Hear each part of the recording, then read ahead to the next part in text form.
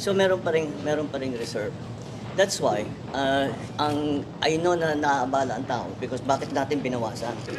Dahil ang katotohanan diyan ay kung tignan ninyo, kaya binawi ng Department of Finance yung ilang reserve na naman doon na naiwan dahil hindi nagamit yun ng ilang taon.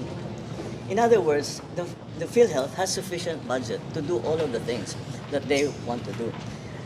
So let's go back the last 2 years. Kung titignan ninyo, ang services na binibigay, ang mga treatment na binabayaran ngayon ng PhilHealth ay nag-expand na ng gusto. We are taking care of many more conditions, many more diseases. We have more dialysis patients. We are attending to more people. That's from the budget of 2023 and 2024. So patuloy, pataas ng pataas. Pati yung pagbayad. Ang payments ngayon natin for cancer, for the other diseases, hundreds of percent ang increase doon sa dati. In other words, kaya ng PhilHealth na bayaran yan. And the reason why is that we do not want to subsidize it is because it is the subsidy will hook lang doon sa bank account ng PhilHealth, hindi magagamit. Marami tayong paggagamitan noon. So that's a simple explanation there. Is that they have sufficient funds to carry on.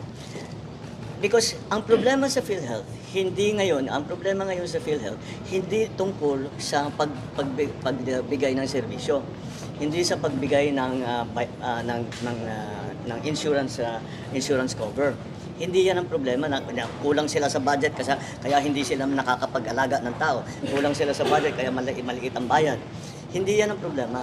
Ang problema, kung titignan ninyo, you look at the reports that are happening, sa dami ng bagong services ng PhilHealth, sa dami ng mga bagong payment na binibigay ng PhilHealth, nababara ang sistema.